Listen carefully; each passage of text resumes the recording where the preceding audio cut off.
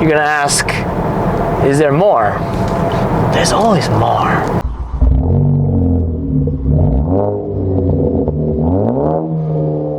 All right. So we're so close to a round number, which I'm going to disclose to you guys on the dyno, maximizing the absolute stock performance with a tune of this car on pump gas. But you know, there's this trick that old hot rodder trick, maybe a Volkswagen thing, where you take the airbox apart and you look for things that you can remove to increase airflow. Because of course, if you increase airflow, you reduce pressure drop before the turbo. You should just make it that tiny bit more efficient. So, you know, I took out the snow guard. So this is what it's called. Hurt my thumb pretty good doing it too. So a lot of people take this out and call it a mod. So you know, there's that aspect, and of course you can replace this with a Can-N filter. This is an OEM filter. It's not exactly dirty, but it does have this added element here that can be easily removed. So let's do an old hot rodder trick here and just improve the flow of the OEM box and filter as much as possible. Put that right in there without the snow guard. Let's see if that's worth a couple of horsepower on the car.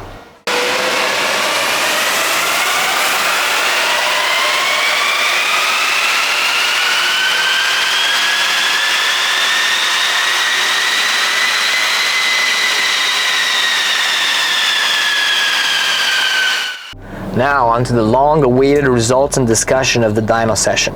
So first of all, I will preface this with the fact that this car made excellent gains through tuning. I will also say that this is an excellent candidate for a bigger turbo. So let's delve into those details.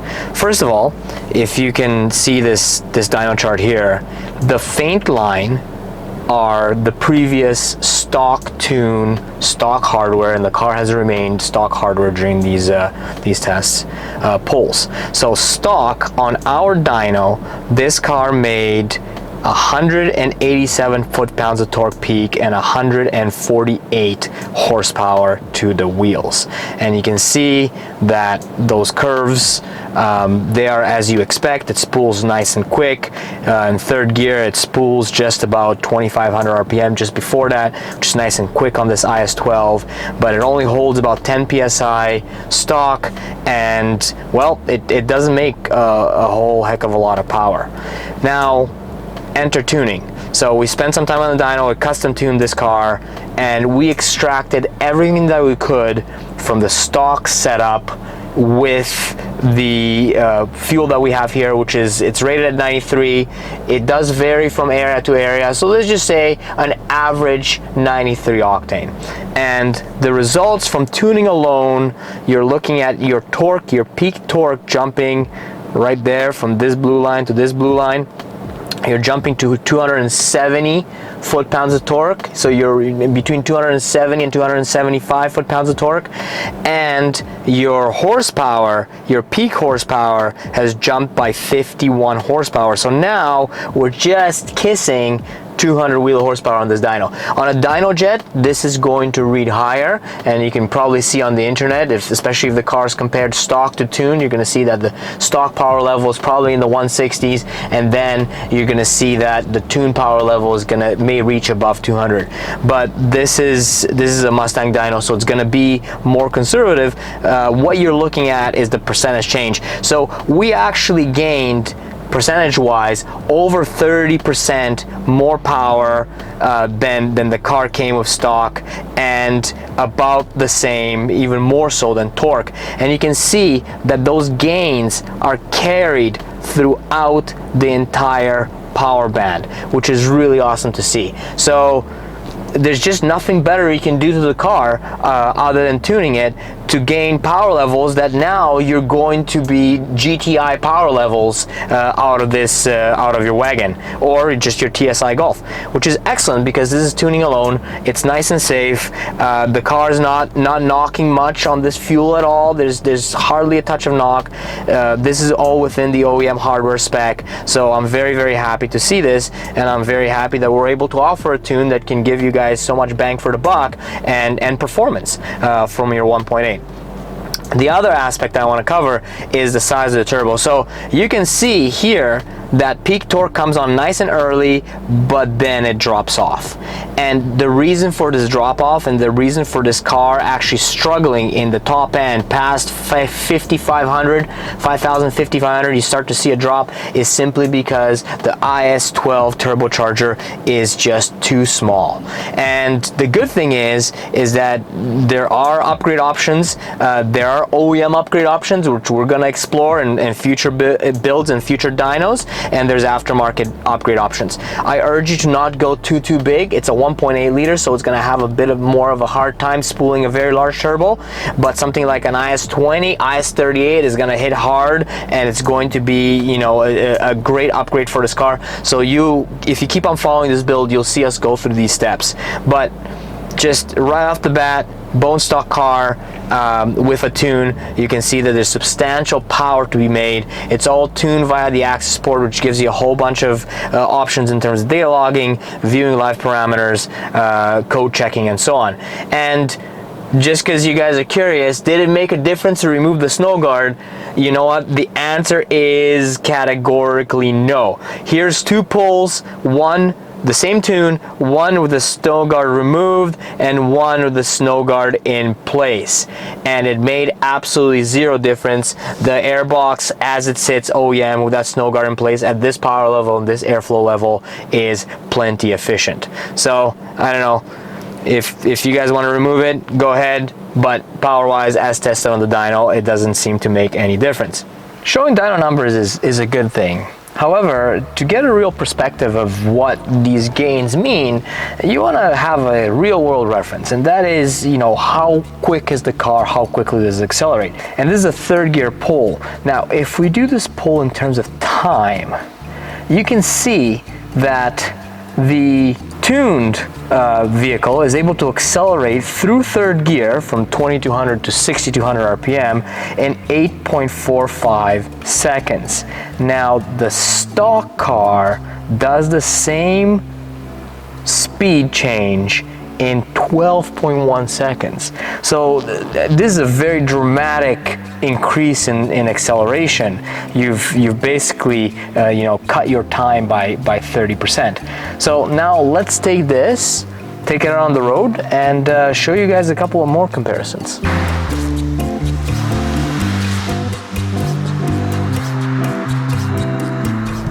You know, coming off of a light or whatnot, then it's got the acceleration to get you going a lot better than it did stock. So it certainly puts more of a smile on your face, because you know, you're just in this kind of a little wallowy while on stock suspension, and then you just drop it into second and you're like, hey, yeah, let's go. Oh yeah, definitely. And you just beat the other people that are picking up their kids from soccer practice. You know, not to use a stereotype, but it's certainly a practical car for the family. Got some kid seats in the back just to prove that, and it's got some nice oomph to it now.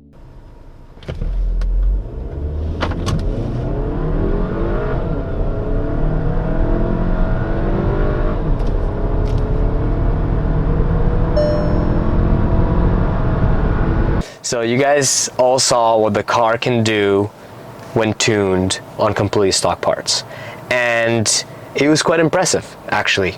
I'm impressed with the performance that is gained via that, but we just use pump gas, and turbocharged cars love using ethanol. So I thought mixing the pump fuel with some ethanol to get us an E-blend, so what we call it, is something that we're going to test for, and it's something that we want to offer in terms of tuning. So here we added some ethanol to the tank, kept everything else as stock, and just tuned for that. And this is a difference between our ethanol tune, our ethanol blend tune, and our pump gas tune.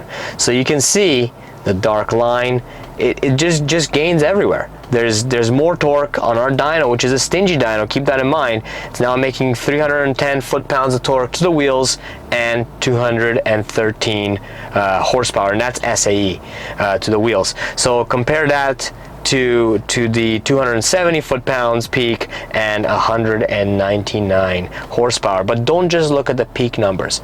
All this area under the curve is where your car will be faster.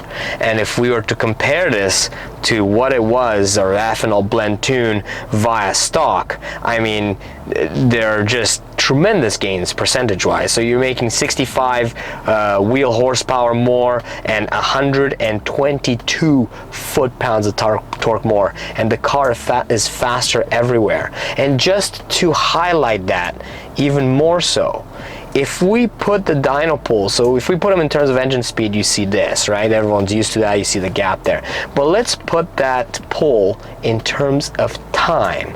And here you can see that this pull, which is on our ethanol blended tune, 7.682 seconds to do a full third gear sweep, and on the stock tune you have to wait a whole over 12 seconds to do the same sweep. So this just tells you how much faster you go through the same gear, how much faster your acceleration is everywhere. And that's even evident when you go and compare it to the pump gas tune.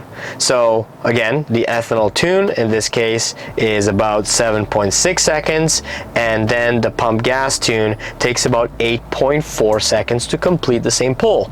So ethanol clearly gives you more performance when tuned for, and that kind of is a highlight, right? The tuning that you do on this car is going to just give you so much in terms of performance. There's no other part you can add to the engine that will give you that kind of gain, especially for the dollar. And then if you've got the ethanol around you, you can do this ethanol blend and also gain again more performance without changing a single part. This is all emissions compliant, 100% stock vehicle with just the tuning applied to it. So we've got bigger plans for this, and stay tuned and see what those are, because this is just the beginning. This is dialing in our flash tunes effectively for the stock turbo, which are going to be available on our website very, very shortly, and then we're just going to go bigger and better and up from here. All right, so here we're for our Alltrack, and since we're doing an ethanol tune and we don't have a flex fuel sensor on the car, we're going to sample the fuel in the tank and see exactly how much ethanol there is. So the way we developed this tune actually is that we added ethanol, and then we bumped up the power, we added ethanol and bumped up the power, and we looked at how the fuel system was coping. And this is all done via the data logging. Now that we've gotten to an optimal point in terms of power and fuel system, we want to sample what's in the tank of the car and know exactly what to tell you guys to fill up with when you get a E30 or E40. We're going to find out what mix is in the tank. And this is also useful for, for your own kind of sanity check. It's pretty simple to do. It can be a little bit messy, this kind of manual method of checking your ethanol level, but we'll show you how to do it, and hopefully it's going to be fairly straightforward. Now, there is flex fuel that's a possibility on this car, in which case you add a sensor and then you get the information right away, and full flex fuel is when your tune actually adjusts for that. We won't get into that right now because we're just going to do the simplest method of adding some ethanol to your car, which is just calculating how much you put in the tank, and then with a little bit of measurement and being careful of how to do it, you can definitely run this kind of a tune and take advantage of the octane benefits and the increased performance of ethanol. So we got this super tester kit from Amazon. Now, what you're gonna see on the test kit is, and they all kind of work the same, and there's different sizes to them. So you've got a water fill line, so you basically fill this, this graduated cylinder with water up to this point, and then you take the sample of fuel and you fill the rest of it all the way up to here. And then you shake it up, and based on where the separation between the two liquids lie will tell you what ethanol percentage you have in the fuel sample that you got. So let's grab some fuel from the Alltrack, and then we'll do the test. So a little bit of overview of where the fuel lines are on the Alltrack. This is your fuel feed line. This is the same on the Golf R and basically all the E888 engine .3. So this is your high pressure fuel pump here, and this is the feed line to that. So what you want to do is you want to disconnect this feed line at some point that's convenient to you and just drop a little bit of a sample into a container. So we can do this right here, right at the high pressure fuel pump. You can start to smell a little bit of fuel at this point. Okay, pulling this off, and prepare your container. Relieve the pressure a little bit. There shouldn't be too much fuel in here, and you just put it into your receptacle, and then you want to prime it. So the way you're going to prime it in this car, often if you open the door, it'll do it. Okay, so that's just keying on and off several times, and we should be having plenty here. Just because this is an open fuel line, put it right back on your high pressure fuel pump, and now clamp it back up. Actually, before you get all excited and button all this up, it's probably a good idea to just check that you don't have any sort of fuel leaks. So what I'm gonna do here is I'm just gonna start the car. And just inspect, make sure there's no fuel leaks, that you're not gonna have a bad day. So now the exciting part of this journey, this is the mixing. All right, so let's first add water to the water fill line here. So there it is. I'm just going to add the gas, mix the sample. Let's wait for these two liquids to separate. The car in the tank has just above E25 and below E30. So if I shake it a little bit here, hopefully the camera catches that. It's really easy to see with your eyes.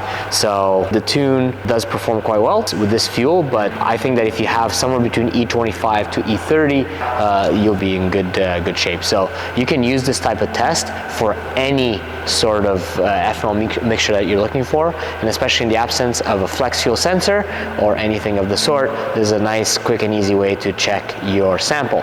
Now that you know what's in the tank of the car, what you can actually do is use an app. There's a bunch of apps online that you can put in the existing ethanol content in your tank, and then calculate based on how many liters or gallons of fuel that you add into the car. You can calculate how much ethanol and how much pump gas you need to put in to maintain that mixture. So this will help you maintain a good mixture overall, and you can do a sample ever so often. And there you go, another useful tool to measure all your ethanol content and to measure, be precise about the tuning that you do and about getting more performance. So now that we've got some ethanol up in our Dadmobile here, Dad wagon, and that's fine calling it that. Mom wagon's fine too. But anyways, how does the car drive? Well, it drives very well. We have our DSG programming as well as our ECU programming, and it's still not fully warmed up. I always like to keep an eye on oil temperature to know when I can start taking it higher in the RPMs and boosting harder. So it drives as the car is intended, very smooth, responsive to throttle inputs. And now keep in mind that this is still an IS-12 car, so the majority of your power is going to come down low. The turbo spool is well below 3,000 RPM, which makes it very, very responsive down in that range, and falls off up top, especially past the 6,000 RPM point. I'd say 5,500, 6,000, it falls off. That's just the nature of this turbo and the size of it. But that doesn't mean that the car is not quick.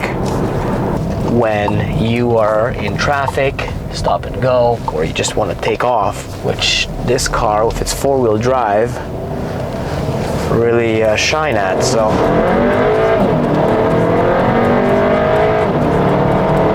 you see, nice, and you're off. Nice, predictable power to be had, and the car has a nice amount of torque to really get you going. And you know what has also shown some of the weak points?